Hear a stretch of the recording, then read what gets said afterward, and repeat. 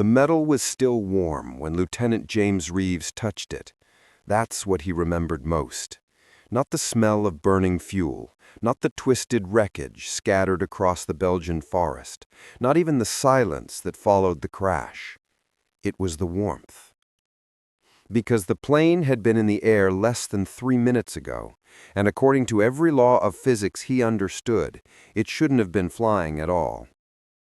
It was March 1945. The war was ending, or at least that's what everyone kept saying. The Allies were pushing east, the Germans were retreating, and men like Reeves were supposed to be documenting equipment, securing intelligence, staying alive long enough to see home again. But when the call came through that morning, something in the radio operator's voice made Reeves stop mid-sentence. A German jet had gone down just north of their position. Not a Messerschmitt, not a Focke-Wulf, something else, something nobody had seen before. The forest was dense with fog that morning, the kind that clings to your uniform and turns every breath into vapor. Reeves led a small team through the trees, following the smoke trail that rose like a black finger pointing toward the sky. They found it in a clearing, half buried in mud and shattered pine branches. The fuselage was sleek, almost impossibly smooth, with no visible rivets along the wings. The cockpit glass was intact, but blackened from the inside, and the engines, God, the engines were unlike anything they'd seen on a German jet before. Reeves had seen the Messerschmitt 262s, the first operational jet fighters the Luftwaffe had deployed. Fast, deadly, but still recognizable as machines built by human hands in factories that could barely keep up with demand. This was different. The proportions were wrong. The materials felt wrong. When he ran his hand along the wing, it wasn't cold steel or aluminum. It was something smoother, almost glass-like, but harder than anything he'd ever touched. The pilot was still inside. They had to pry the canopy open with crowbars, the hydraulics completely dead. He was young, maybe 22, with blonde hair matted against his forehead and blood dried around his nose and ears. His flight suit had no insignia, no rank, no unit markings, just a plain black coverall with a single patch on the shoulder, a symbol none of them recognized. It looked like a geometric sunburst, precise and cold, the kind of thing you'd see in a technical manual, not on a uniform. But it was what they found in the cockpit that made Reeves' hands start shaking. The instrument panel was lit, not with dials and gauges like every other aircraft he'd ever seen, but with screens, small rectangular screens glowing with a faint green light, displaying numbers and symbols that shifted and changed, even though the engines were dead and the aircraft had no external power source. One of his men, a mechanic named Corporal Davies, reached forward and touched one of the screens. It reacted. The display changed. A series of lines appeared, rotating in 3 dimensions, like a map, but not of any place Reeves recognized. Davies pulled his hand back like he'd been burned. The 2 men stared at each other, and in that moment, Reeves understood something that made his stomach turn cold. This wasn't just advanced German engineering. This was something that shouldn't exist.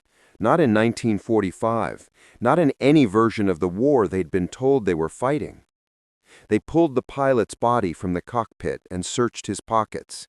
No identification, no letters from home. Just a small metal card, thin like a playing card, with a series of holes punched along one edge in a pattern that looked almost like computer punch cards, except smaller, more precise. Reeves had seen punch cards before.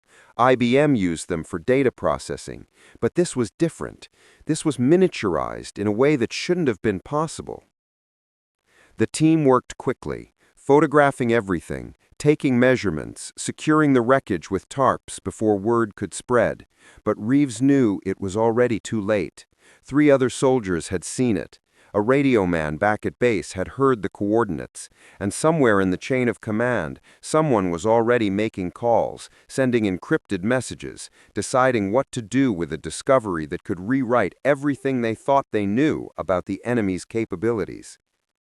As the sun began to set and the fog rolled back in, Reeves stood alone beside the wreckage. He thought about the pilot, about how terrified he must have been in those final seconds, flying a machine that was too fast, too advanced, too far beyond anything the war had prepared him for. And he thought about the screens in the cockpit, still glowing faintly under the tarp, waiting for someone to understand what they meant. 2 days later, the wreckage was gone. Trucks came in the night, American trucks with no unit markings, and men in uniforms with no names. They took everything: the fuselage, the engines, the body, even the trees that had been burned by the crash. By morning, the clearing looked like nothing had ever happened there at all. And when Reeves tried to write his report, his commanding officer told him there was no report to write. The crash was a Messerschmitt 262, standard German jet, nothing unusual, nothing worth remembering.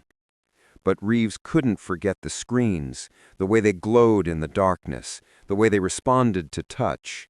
And late at night, when he closed his eyes, he saw that symbol again, the geometric sunburst, cold and perfect and wrong. And he wondered if maybe, just maybe, the war everyone thought was ending had really been hiding something much larger all along. The official record says Lieutenant James Reeves died in a car accident in 1952. His vehicle went off a bridge in rural Virginia on a foggy November night, the same kind of fog he remembered from that Belgian forest. The police report was brief. No witnesses, no skid marks, just a man who lost control and disappeared into dark water. But the men who served with him, the ones who were still alive to talk about it, they didn't believe the official story. Because Reeves had spent 7 years asking questions that nobody wanted answered. After the war ended, Reeves tried to move on. He went home to Pennsylvania, married his high school sweetheart, took a job at a steel mill. But the screens haunted him, the glowing green displays that responded to human touch, the miniaturized punch card, the materials that felt like they'd been manufactured in a future that hadn't arrived yet. He started visiting libraries, reading everything he could find about German research programs, secret weapons projects, experimental aircraft development. And the more he read, the less sense any of it made. The Germans had been advanced, yes. They'd built the first operational jet fighters, developed rocket technology that would later power the space race, experimented with weapons that seemed like science fiction. But what Reeves had seen in that cockpit wasn't just advanced. It was discontinuous. It was technology that appeared fully formed, with no evolutionary steps leading up to it, no prototypes, no failed experiments scattered across the historical record. It was as if someone had reached into 1945 and planted something from a different era entirely. In 1948, Reeves managed to track down Corporal Davies, the mechanic who'd been with him in the forest. They met in a diner outside Pittsburgh, and for 2 hours they talked in low voices about the things they'd both tried to forget. Davies had been discharged with honors, but he'd also been visited twice by men in civilian clothes who asked him to sign papers he didn't fully understand. Papers that reminded him his military service was subject to secrecy oaths that extended indefinitely. Papers that suggested forgetting was in everyone's best interest. Davies told Reeves about the other crashes, rumors he'd heard from other mechanics, other soldiers who'd been part of recovery teams in the final months of the war. A crashed aircraft in southern Germany with no visible propulsion system. A facility in Austria where they'd found technical documents written in German but describing principles of physics that seemed decades ahead of contemporary understanding.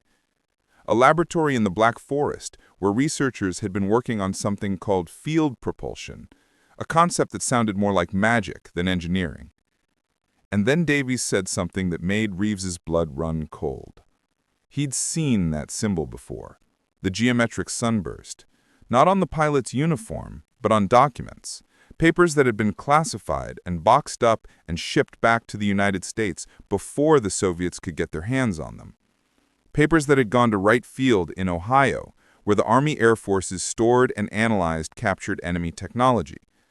Davies had seen them being loaded onto trucks, crate after crate, marked with that same cold, perfect symbol. Reeves started making calls. Quiet inquiries to former intelligence officers, researchers who'd been part of technical assessment teams, archivists who processed captured German documents. Most of them refused to talk, but a few, the ones who were old enough or drunk enough or disillusioned enough, they told him fragments, stories that didn't quite fit together but pointed towards something larger. The Germans hadn't just been experimenting with jets and rockets. They'd been in contact with something, someone, a group that operated outside the normal military command structure, that had access to resources and knowledge that seemed impossible. Some called them the Sonderbüro, a special office that answered directly to the SS Technical Division. Others claimed they were a civilian research collective that had been founded before the war even started. Scientists and engineers who'd been working on theoretical projects that the Nazi leadership barely understood but funded anyway, hoping for miracle weapons that could turn the tide of an unwinnable conflict. And all of them, every single source that Reeves managed to find, they all mentioned the same thing. The technology wasn't German in origin. It had been reverse-engineered from something else. In the summer of 1951, Reeves received a letter. No return address, postmarked from New Mexico. Inside was a single photograph, slightly out of focus, showing what looked like a warehouse interior. Rows of covered objects, each one roughly the size of an aircraft fuselage, each one hidden under heavy canvas tarps. And in the foreground, barely visible in the shadows, was a man in a military uniform standing next to a crate. On the crate was a symbol, the geometric sunburst. And beneath the photo, written in neat handwriting, were 3 words: "They're still here." Reeves never learned who sent that photograph, but 6 months later, he was dead, and the questions he'd spent 7 years asking disappeared with him into that dark Virginia water. His widow found his research notes a week after the funeral, boxes of documents and photographs and handwritten timelines trying to make sense of crashes and symbols and technology that shouldn't have existed. She burned them all. Not because she didn't believe him, but because she did. Because she understood that some truths are too dangerous to preserve. But here's what the official records won't tell you. In 1947, something crashed in the desert near Roswell, New Mexico. The initial press release called it a flying disc. The military quickly retracted that statement and said it was a weather balloon. And maybe it was. Or maybe, just maybe, the war had never really ended. Maybe it had just changed shape. Maybe the secrets that men like Reeves had stumbled across in Belgian forests were part of something larger, something that didn't belong to any nation or any side of any conflict. The German jet that crashed in March 1945 was never officially recorded. The pilot was never identified. The glowing screens were never explained. But somewhere, in a warehouse in Ohio or New Mexico or Nevada, covered in dust and forgotten by everyone except the people whose job it is to remember, that wreckage still exists. And on quiet nights, when the wind blows just right and the fog rolls in thick and heavy, you can almost hear the hum of those engines. Technology that shouldn't have existed. Knowledge that came from somewhere else. A war that ended on paper but continued in the shadows, fought not with bullets and bombs, but with questions that nobody wants answered. Lieutenant James Reeves died asking those questions. And 70 years later, we're still not sure if we're ready for the truth he was trying to find.